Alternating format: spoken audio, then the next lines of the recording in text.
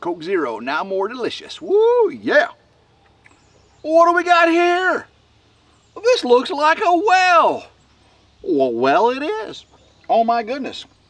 Joey Logan of Fayette County Well Service has been getting it this morning. He got here at 6 a.m. That's right, guys. The sun was just coming up. I met him up here and he got to work. I got a well. How deep is it? I ain't gonna tell you. Those beans aren't being spilled today. A lot more to do on this well. That video will be out on RidgeLife. But let me just tell you this. That right there is sand. And they didn't bring it. This sand came from down there. Woo! You guys know I got no rocks here, right? No rock here in West Tennessee in my area. And the dirt is amazing. Well, got down and all of a sudden the sand started coming up. And Joey looked over at me and went, yeah. That was exciting. So the video for this is going to be pretty great. They're going to come out tomorrow morning because sun's coming up over the trees right now. And that's why he got here at 6, because he wanted to get as much done before the heat of the sun hits this well drilling area. He's going to be back tomorrow, do some more cool things to this well. I don't know if he's going to finish it up in 2 days or 3 days. Again, just working in the mornings.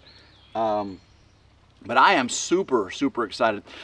Guys, I found something. I wish I would have brought it back with me. Right over there next to where the carport's going to be, I found this glass tube. It's about 6-7 inches long, about 1 inch in diameter, real thick glass, a little graduated at the top, had a nice big thick lip on it. Not sure what it is. I wish I'd brought it for this video. I'll show it to you tomorrow maybe. But I'm really curious what you think it is. I showed Grandma Carol. She gave me an idea what she thought it was. I'll be curious what you think it is. I'll bring it tomorrow. But it was deep in the dirt. You know, that was right over where Josh dug 5 foot deep to get the pan dirt for the driveway. So that was all pulled up. I have no idea how old it is, or how long it's been there. It wasn't broken though. That was really cool. Again, I wish I'd have brought it up here. Goodness gracious. Well, I got good news and I got bad news. Good news is I ran the Ridge Crib on off-grid solar almost all day yesterday. So what I did was I ran it for 5 straight hours just on the solar generator. 5 straight hours. That's the air conditioner going. The refrigerator pulls about 400 watts, and the air conditioner pulls about 12 to 1400 watts. So about 1800 watts total, plus a few other things, the Ridge Crib. So it ran that for 5 hours. Of course, the air conditioner kicks on and off, kicks on and off. Ran it for 5 hours. Then I turned the generator on. I plugged the generator into it to simulate what it's going to be like up here on the ridge. Plugged the generator onto it, and it was only charging at 800 watts. I'm using 1800 watt, okay? Doesn't quite work that way. You'll run out very quickly. So then I found this setting called turbo mode, turbocharge mode. And it allows you to charge up to 2200 watt off your external source. Turned that on, and I got it to charge faster than I was using it, because if you don't charge fast more than you're using it, you'll never get a charge. You'll never charge back up. Was working great for a while. It was about averaging about 400 or 500 watt more than it was being used. Again, remember I had solar panels out too, but as soon as the sun went down in the afternoon, those solar panels were covered up, was shaded up, so there was no solar intake there. So that's one thing to consider. So no solar input. So I had the generator running, and I had it plugged into the 120 volt outlet, and whenever the air conditioner would kick on and at a high charge rate, that turbo charge rate, the GFI, the GFCI current ground fault circuit interrupter would trip. Now I don't know where the ground fault was coming from. Maybe through the because no, it can't come from the compressor or anything in the load, anything in the ridge crib, because the inverter, the solar generator, the Blue Eddy, is the isolator between the load. So, anyway, so the ground fault kept tripping. You know, the little GFCI. I was like, oh man. So I looked for an adapter to plug it into the 30 amp 240 plug. It's not GFI protected, just circuit breaker protected. And I didn't have one. So I ordered one off Amazon. Should be here by this weekend. And what I'm going to do is I'm going to plug the Blue Eddy, single phase it of course, 120 into the 240 receptacle that's not GFI protected. And if that will allow it to charge off the generator, I'm in a good position. Okay, so what I ended up doing was plugging in the house power, the garage power, into the Blue Eddy to make sure that the turbo mode would charge faster, and it does. So I ran it all night long that way, and it charged the Blue Eddy up all the way 100%, because I got it down to 0% is what I ended up doing, because the generator kicked out and all of a sudden I lost lights in the ridge crib and went, oh no, what happened? So we're making progress on that. Another thing I did is I ordered a bunch of solar PV cable, okay? Because once I move the ridge crib up here, I'm gonna have to have the solar panels out farther away so they can get sun. So I ordered over 300 foot of red and 300 foot of black 10 gauge solar cable, okay? PV cable. And I ordered a bunch of the connectors and the crimps and stuff. I'm making progress, guys. I mean, if I can, these are all things, these are tools and resources I've got to do to live off grid. So I'm learning as I go, starting with this, this small setup here, as I'm waiting for the solar carport array to come in. I have to order the solar panels and the inverters and all that. But I'll work on all these, the smaller system, learn how to crimp the PV cables, the solar cables, learn how to put those quick connects on, do all that stuff. I'm very excited. I'm very, very excited. Again, thanks a lot to David from Come On Homesteading for giving me that AC 240 Blue Eddy. Now, I will tell you, it is not 240 volts. AC 240 does not mean 240 volts. It will not run the well. Okay, it is not a split phase. It is not 240. It will not run this well. It is only single phase 120. So what I plan on doing when I do move the ridge crib up here, I'll have the Blue Eddy and the gasoline generator to run the as a backup to run the ridge crib, air conditioning and all that. And then I'll use the generator's 240 output to run the well. And only run the well when I need to, because all I really have to do is fill up the ridge crib's day tank, right? 30-gallon day tank, and that will last a couple days, right? And then every couple days I just got to run the run the pump, run the well for 15-20 minutes, fill that tank up. Not even that long, probably. So really, that's a pretty good plan. Do you think that's a pretty good plan? I think that's a pretty good plan. So I really don't have to run much gasoline at all. Gasoline to charge the Blue Eddy up every 5 hours or so. And on turbo mode, it takes a little while because if you're still using the air conditioner. But in the evenings, like last night, I turned the air conditioner off because it got down to 62 degrees here in West Tennessee. Ooh. Now earlier in the week, it was like 80 degrees at nighttime. Hey, ooh, gotta have that air conditioner. Jen, you're right, gotta have the air conditioner. But it went 62 degrees, well, that's pretty comfortable. Jen can handle that temperature. She sure can. So I am going now, as soon as I get this uploaded to you, I am running up to Southern Outdoor Specialist. I tried getting it done last week, could not get it done, to order my power shed, because that is the next step. I've got the solar carport, racking carport ordered, is shipping, and I've got to get the shed, power shed ordered.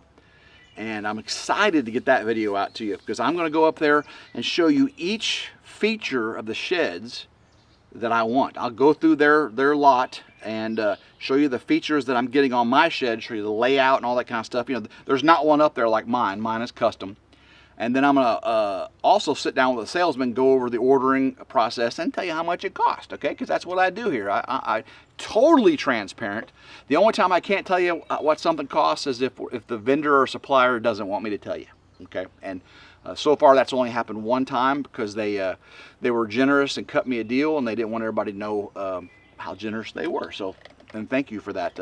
You know who you're talking. You know who I'm talking about. So good, so good. This is a big old machine, and this is actually a different truck. It's the same drilling rig as when they were here to do Grandma Carol's well, and the engine blew up on the old truck, so he got a new truck and actually put the drilling rig on the new truck. It's not a brand new truck, but it turned out. And then Joey's got 2 guys working with him. Those young guys were a storm. They worked hard and got this knocked out quick. I learned a lot because last time when we did Grandma Carol's, I was at work. Grandma Carol just set the camera up. With me being off right now, I'm getting to get some really good video. And of course, I got to talk to Joey as we went, learned so much about wells. Oh my goodness. I had no idea about some of these things. But this right here, guys, got water in it. It's got some water. It is deep too. Not excessively deep. I asked, around here, 800 is about as deep as you're ever gonna go, and I'll tell you right now, that's nowhere near 800 feet. I don't remember exactly how deep Grandma Carol's was. You remember, I am about 70 feet higher elevation than Grandma Carol's. Okay, so does that mean I had to go 70 feet deeper? You'll have to wait and see. Tim, you just won't tell us nothing. No, you're right. I won't tell you nothing. Yeah, Joey did quick work up this morning. You can see it got done before the sun even came over the tree there. And it's getting ready to right now. It's coming just over, so here pretty soon the sunlight will be in the camera and I'll have to get out of here. But yeah, as soon as I leave here, I'm going to go head up to Southern Outdoor Specials, take my checkbook, and go spend some money. Go spend some money. Let's see what else is going on. They have not found Lillian yet. Hopefully you guys have been following Country Road Cure, 3 Mississippi to get all the updates. Lillian was spotted. I said that yesterday. They went looking for, they saw her themselves. Sid actually seen Lillian, but could not get close enough. So the update as for today, still have not caught her. But she's in the area, she's alive.